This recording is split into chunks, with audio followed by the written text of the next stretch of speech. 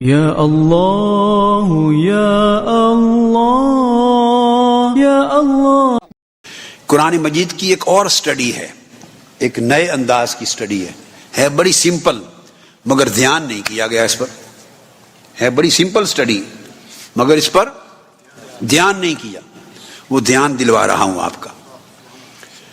قرآن مجید میں 114 صورتیں ہیں اور آپ جانتے ہیں کہ اس میں سے کچھ صورتیں مکی ہیں اور کچھ مدنی ہیں۔ مکی صورتیں ان کو کہتے ہیں جو ہجرت مدینہ سے پہلے نازل ہوئی، اور وہ پیریڈ 13 سال کا تھا، 13 ایئرس۔ مدینہ طیبہ کی ہجرت، مائیگریشن ٹورڈز مدینہ جب ہوئی تو اس سے پہلے 13 سال میں جو صورتیں اتری ان کو مکی صورت کہتے ہیں، میکن سوراز، چیپٹرز۔ اور جو ہجرت مدینہ کے بعد اتری 10 سال کے عرصے میں ان کو کہتے ہیں میڈینن سوراز، چیپٹرز، وہ مدنی صورتیں ہیں۔ اب جو بات سمجھنے والی وہ یہ کہ مکی دور میں جو بڑی امپورٹنٹ چیز ہے، اور مدنی دور میں جب پورے قرآن مجید کو دیکھیں تو میں 2 خطابوں پر کنسنٹریٹ کر رہا ہوں۔ اللہ رب العزت کا ایڈریس کرنے کا طریقہ کہ کن کو ایڈریس کرتا ہے۔ قرآن مجید میں کبھی کبھی اللہ پاک ایڈریس کرتا ہے یا ایھا الناس، اے لوگو۔ کیا کہتا ہے؟ اونچا بولیے، اے لوگو۔ جب یا ایھا الناس کہتا ہے اس میں اپنے بھی شامل ہوتے ہیں اور پرائے بھی شامل ہوتے ہیں۔ میرے اس لفظ کو ذہن میں بٹھا لیں، جب یا ایھا الناس کہتا ہے ان میں مومن بھی شامل ہوتے ہیں، کافر بھی شامل ہوتے ہیں، مسلمان بھی ہیں، اس میں اہل کتاب بھی ہیں، یہود بھی ہیں، نصارہ بھی ہیں، اس میں کفار و مشرکین بھی ہیں، تمام انسان شامل ہیں، whether they are believers or not۔ تو یا ایھا الناس، تو میں نے مختصر 2 لفظ بول دیے کہ جب یا ایھا الناس کہتا ہے تو اس میں اپنے پرائے سب شامل ہیں، اللہ کے نہیں، اسلام کے نقطہ نظر سے، جو اسلام کو مانتے ہیں اور جو نہیں مانتے۔ یا ایھا الناس کا خطاب قرآن مجید میں 20 مرتبہ آیا ہے۔ کتنی مرتبہ؟ 20 مرتبہ آیا ہے۔ 10 مرتبہ مکی دور میں آیا ہے، مکی صورتوں میں، 10 مرتبہ مدنی صورتوں میں آیا ہے۔ اب دوسرا خطاب ہے، کبھی کبھی قرآن میں اللہ پاک خطاب کرتا ہے یا ایھا الذین آمنو، اے ایمان والو۔ جب ایمان والو کر کے خطاب کرتا ہے تو اس میں صرف اپنے ہوتے ہیں، پرائے نکال دیے جاتے ہیں۔ کیا؟ جب آپ ایک خاص میٹنگ کرتے ہیں تو کہتے ہیں بھئی اپنے رہ جائیں، باقی احباب سے ذرا معذرت ہے وہ تھوڑی دیر کے لیے باہر چلے جائیں۔ ایک آرگنائزیشن والے اگر اپنا اجلاس کرنا چاہتے ہیں ٹاپ سیکرٹ، تو وہ کہیں گے بھئی اب آپ کا جلسہ عام ختم ہو گیا، جلسہ عام، اب کامن جو ہر ایک کی گیدرنگ تھی، کانفرنس ختم ہو گئی، آپ جا سکتے ہیں۔ اور پھر کہتے ہیں ساتھ کہ اپنے لوگ جو ہیں وہ فلاں فلاں فلاں یہ لوگ رہ جائیں۔ تو یا ایھا الناس کے بعد جب یا ایھا الذین آمنو کہتا ہے تو اس میں صرف ایمان والے رہ جاتے ہیں، اہل ایمان۔ باقی تمام طبقات ان آیتوں کا مخاطب نہیں ہوتے، ان کو اللہ ایڈریس نہیں کرتا۔ اور یہ آیتیں جن میں یا ایھا الذین آمنو کہا، اے اہل ایمان، یہ 89 ہیں قرآن مجید میں۔ یہ خطاب 89 مرتبہ آیا ہے۔ آپ سمجھ گئے؟ اور بڑی اہم بات یہ کہ 89 مرتبہ آیا ہے۔ یا ایھا الناس 20 مرتبہ تھا، مگر وہ مکی دور میں بھی یہ ایڈریس چلتا رہا اور مدنی دور میں بھی یہ ایڈریس چلتا رہا۔ مگر یا ایھا الذین آمنو، اے ایمان والو، اپنوں کا، صرف اپنوں کو جو ایڈریس کیا ہے وہ 89 مرتبہ، 89 ٹائمز، اور وہ سارے کے سارے ایڈریس صرف مدینہ میں ہیں، مکہ میں ایک بھی نہیں ہوا۔ مکہ کے زمانے میں ایک بار بھی اللہ یا ایھا الذین آمنو کہہ کے مخاطب نہیں ہوا۔ قربان جائیں تیری چور، ہائے ہائے ہائے، اب پتہ نہیں یہ بات کہاں کہاں جا پہنچتی ہے۔ 13 برس کا زمانہ، ایک بار بھی اللہ نے مکہ میں یا ایھا الذین آمنو کہہ کے ایڈریس نہیں کیا۔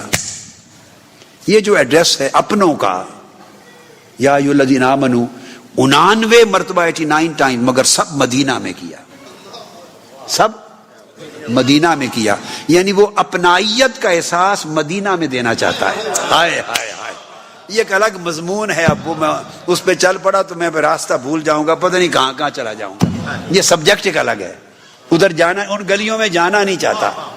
اپنائیت کا جو احساس ہے نا, اپنو ہے میرے, اپنو ہے میرے محبوب کے غلاموں, ہے اپنے لوگوں, وہ 99 کے 99 بار صرف مدینہ میں کہا ہے. بولی بدل دی نا, بولی بدل دی. اب جو بات اگلی ہے جو بڑی امپورٹنٹ, وہ یہ, مکہ میں اکثر و بیشتر مخاطب کفار و مشرکین تھے, چونکہ لاکھ کی آبادی تھی. کتنی؟ اور جب ہجرت فرمائی آقا علیہ السلام نے تو 400 سے کم, 350 کے قریب کل مسلمان تھے. 10 لاکھ کی آبادی جو میٹروپولیٹن مکہ تھا, میٹروپولیٹن گریٹر مکہ, بلازری بیان کرتے ہیں فتوح البلدان میں. مگر یہ بھی تاریخ کا حصہ ہے کہ جب ہجرت فرمائی ہے تو 400 سے کم تعداد تھی مسلمانوں کی. لہذا مکہ میں جب بھی خطاب کیا ہے تو مخاطب کون تھے؟ کفار و مشرکین تھے, کفار و مشرکین موسٹلی. اب 10 لاکھ میں 400 کی کیا حیثیت ہے تعداد کے لحاظ, تعداد کے اعتبار سے 400 کہاں سٹینڈ کرتے ہیں آؤٹ آف 1 ملین پیپل. اس لیے مکہ میں جب بھی خطاب کیا تو مخاطب کفار و مشرکین تھے. تو چونکہ اوور ویلمنگ میجورٹی ان کی تھی, اس لیے وہاں کبھی خطاب میں ٹائٹل یا ایھا الذین آمنوا یوز نہیں کیا. اوور ویلمنگ میجورٹی ان کی تھی, اباؤٹ 1 ملین پیپل. مدینہ میں اکثریت مسلمانوں کی, حضور کے غلاموں کی ہو گئی تھی. اب اگلی بات جو بڑی امپورٹنٹ ہے, یہ ساری میں نے بیک گراؤنڈ سمجھائی آپ کو. اب میں جو نقطہ جس پر آپ کو لانا چاہتا ہوں وہ سمجھیں. تو مکی دور میں جتنی صورتیں اتری اور یا ایھا الناس کے خطاب آئے, ان میں اکثر مضمون توحید اور رد شرک رہا. اللہ کے خطاب کا مضمون کیا؟ اللہ کے خطاب کا, اس میں رسالت پر ایمان لانا اور آخرت پر ایمان لانا بھی تھا, مگر بیشتر مضمون لب لباب رسالت بیان ہوئی یا آخرت بیان ہوئی, وہ بھی توحید کے بیان میں. تو بیشتر مضمون مکہ میں جہاں کفار و مشرکین تھے کیا رہا؟ توحید اور رد شرک. تو مکہ کے خطاب میں جب کفار و مشرکین آڈینس تھے, آڈینس, تو اللہ رب العزت کے ہر خطاب کا جو سبجیکٹ ہوتا تھا وہ رد شرک تھا, رد شرک. جب مدینہ آ گئے آقا علیہ السلام, آڈینس بدل گئے, یا ایھا الذین آمنوا, وہاں اکثر خطاب جتنی آقا علیہ السلام کی شان, عظمت, توسل, رسالت, اطاعت, نبوت, جتنی آقا علیہ السلام کی شان کی آیتیں ہیں وہ ساری مدینہ میں یا ایھا الذین آمنوا کر کے اتاری. شان مصطفیٰ کا ذکر صرف اپنوں سے کیا, یا ایھا الذین آمنوا کہہ کر, اور مدینہ میں اکثر کیا. اور اہل مکہ کو جب خطاب کیا, آڈینس کفار و مشرکین تھے تو رد شرک کا مضمون رکھا. اہل مدینہ کو خطاب کیا تو شان مصطفیٰ کا مضمون رکھا, شان رسالت جو آج کا مضمون وہ رکھا. یہ تقسیم کر کے براڈر ڈویژن کر کے اللہ رب العزت نے ایک اصول تبلیغ سمجھا دیا, تعلیم و تبلیغ کا اصول سمجھا دیا کہ اگر تمہارے مخاطب اور آڈینس کفار اور مشرکین ہو تو زیادہ توحید اور رد شرک پر بولا کرو, اور اگر تمہارے مخاطب حضور کی امت اور مسلمان ہو تو زیادہ شان مصطفیٰ پر بولا کرو.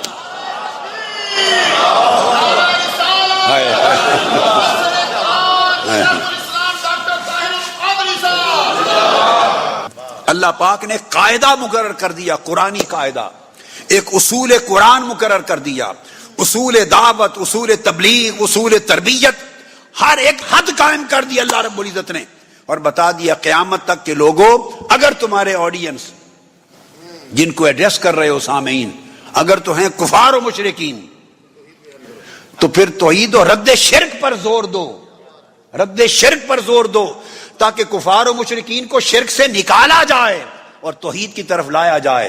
اور اگر آڈینس پہلے ہی مسلمان ہیں, غلامان مصطفیٰ ہیں, امت محمدی ہے, تو پھر انہیں تو شرک کی مرض کوئی نہیں.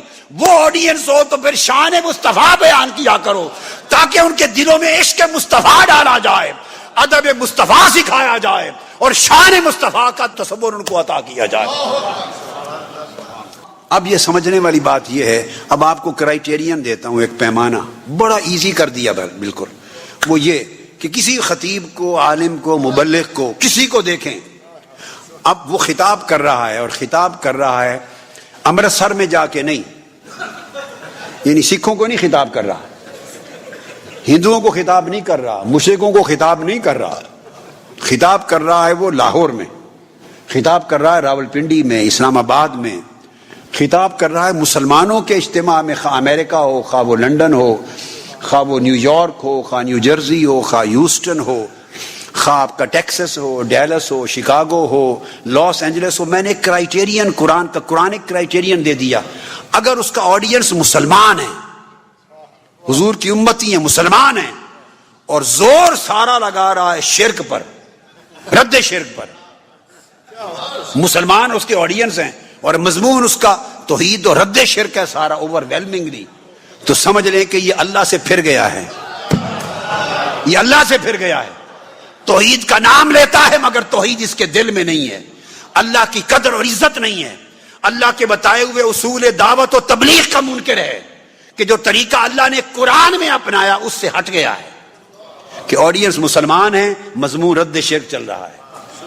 خدا کا طریقہ اپناؤ، اگر آڈینس مسلمان ہو تو ایمفسائز زیادہ کرو شان مصطفیٰ پر، حضور کا وسیلہ بیان کرو، مصطفیٰ کی شفاعت بیان کرو، حضور کی بارگاہ کا ادب بیان کرو، حضور کی عظمت بیان کرو، حضور کے معجزات بیان کرو، جیسے اللہ نے اہل مدینہ کو سب حضور کی شانیں سکھائی ہیں.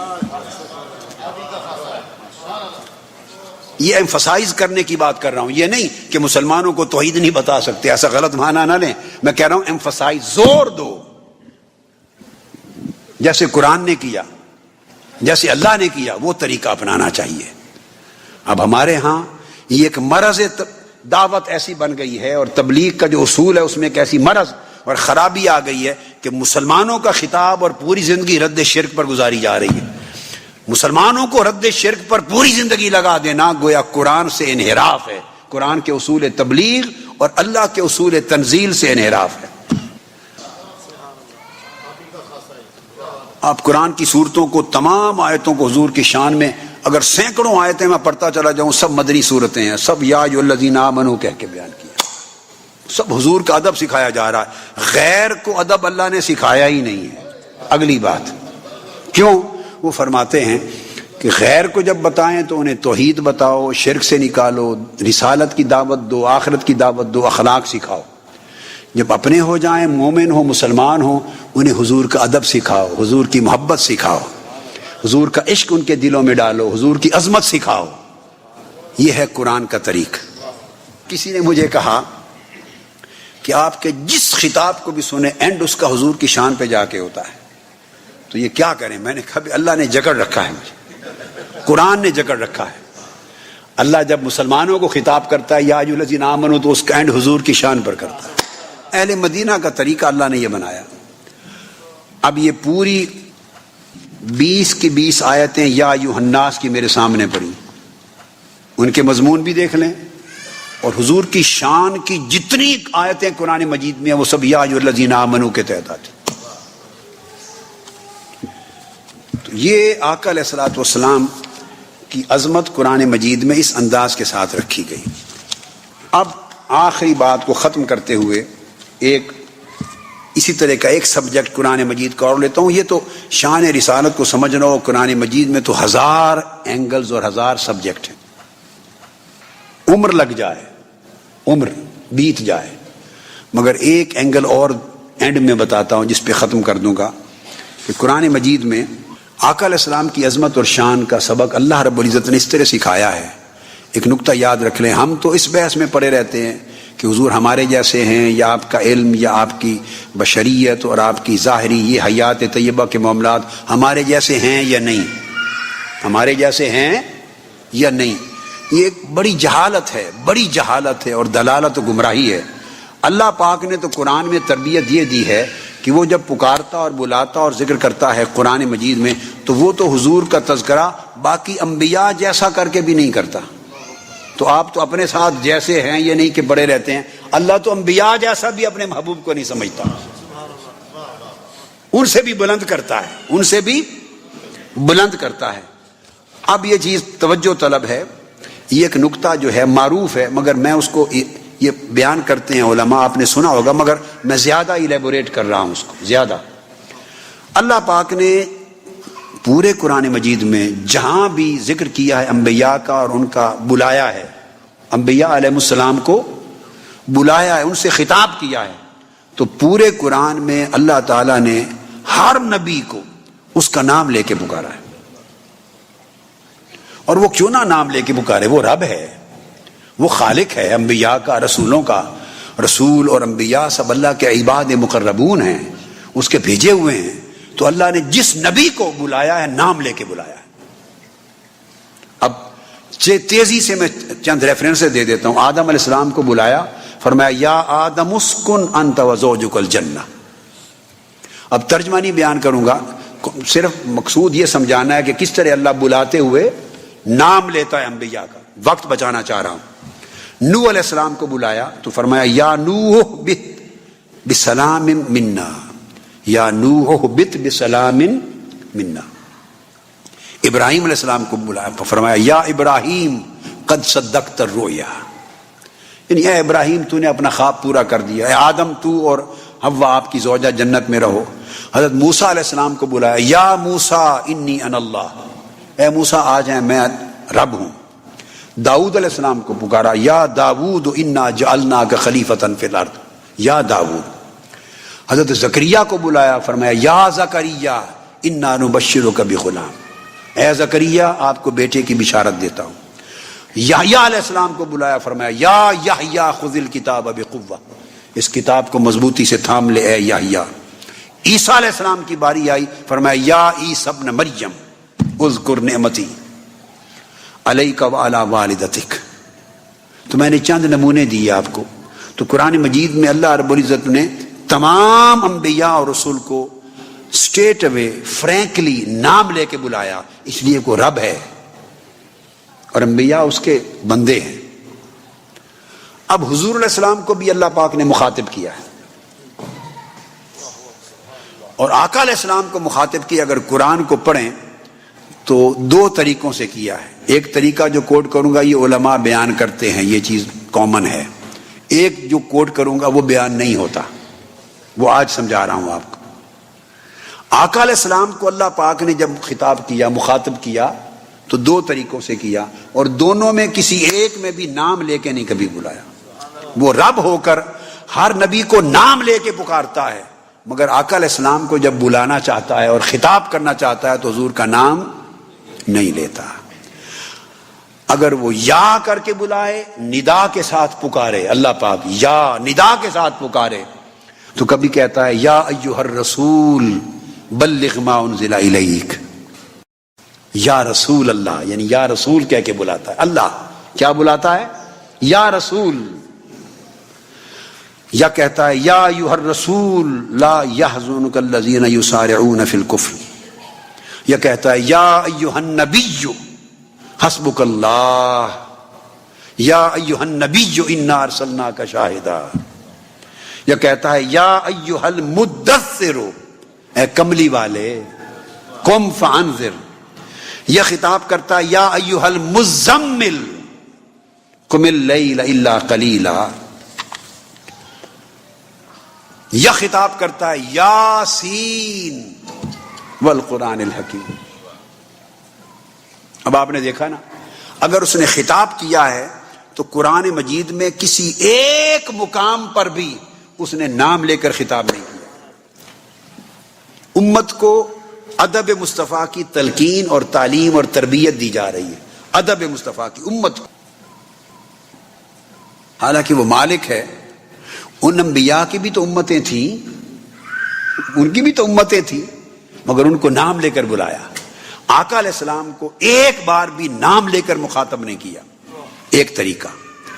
اب دوسرا طریقہ وہ اس سے بھی عظیم تر ہے، اور اتفاق ایسا ہے کہ اس پر کبھی توجہ نہیں کی گئی، بس اتنی تھی حصہ جس کو علماء نے لیا اور بیان کیا، اور کتابوں میں بھی آیا، کتابوں میں اکابر بھی کرتے رہے، مگر یہ جو دوسرا انداز ہے اللہ کے بلانے کا، حضور سے مخاطب ہونے کا، وہ اتفاق ہے کہ توجہ نہیں کی گئی. تو ایک تو طریقہ جہاں حرف ندا کے ساتھ یا کر کے بلایا، کہیں نام نہیں لیا. اب دوسرا طریقہ جہاں حرف ندا یا کر کے نہیں بلایا مگر خطاب حضور سے کیا، مخاطب حضور ہیں، خطاب حضور ہی سے کر رہا ہے، تو اللہ نے ایک اور طریقہ بھی اڈاپٹ کیا. واہ واہ واہ، سبحان اللہ، مالک تیری شان. اور وہ طریقہ کیا؟ اس سے بھی عجیب تر محبت بھرا. وہ کیا ہے کہ بات حضور سے کرنا چاہتا ہے، حضور کو ایڈریس کر رہا ہے، کیا بھی ہے، آگے بات بھی آ رہی ہے، اور یا بھی نہیں کہنا چاہتا. تو کیا کرتا ہے؟ پہلے حضور کی شان میں کوئی قسم کھاتا ہے اور قسم کھا کے نام لیے بغیر بات شروع کر دیتا ہے. ہائے ہائے ہائے ہائے ہائے ہائے، قسم کھا کے نام لیے بغیر بات شروع کر دیتا ہے. اس میں کیا محبت ہے، کیا تربیت ہے. اب فرمایا یاسین، یہ قسم ہے، والقرآن الحکیم، قسم ہے قرآن کی، انک لمن المرسلین، آپ رسولوں کے سردار ہیں. اب آپ دیکھا نا، نہ یا کہا، قسم کھائی حضور کی شان کے لیے اور بات شروع کر دی، سیدھی بات شروع کر دی. پھر فرمایا والنجم اذا ہوا ما ضل صاحبکم وما، پھر فرمایا نون، قسم، والقلم وما یسطرون، قسم ہے نون کی، قسم ہے قلم کی، قسم ہے جو لکھتے ہیں اس کی. ما انت بنعمت ربک بمجنون، محبوب آپ اللہ کی نعمت سے مجنون نہیں. یہ بکواس کرتے ہیں یہ کافر، یہ دشمن جھوٹ بولتے ہیں، یہ حسد میں زبان درازی کرتے ہیں. محبوب آپ کہاں مجنون ہیں. خطاب حضور سے کر رہا ہے مگر قسم کھا کے بات شروع کر دیتا ہے. پھر فرمایا فلا اقسم بما تبصرون وما لا تبصرون انہ لقول رسول کریم. پھر قسم کھائی. پھر فرماتا ہے والضحیٰ واللیل اذا سجا ما ودعک ربک وما قلی وللآخرۃ خیر لک من الاولی ولسوف یؤتیک ربک فترضی.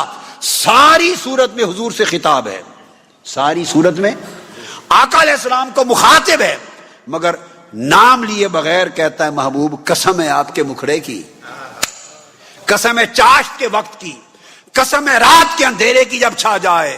آپ کا رب نہ آپ سے روٹھا ہے نہ آپ سے ناراض ہوا ہے. آپ کا ہر لمحہ پہلے لمحے سے بہتر ہے.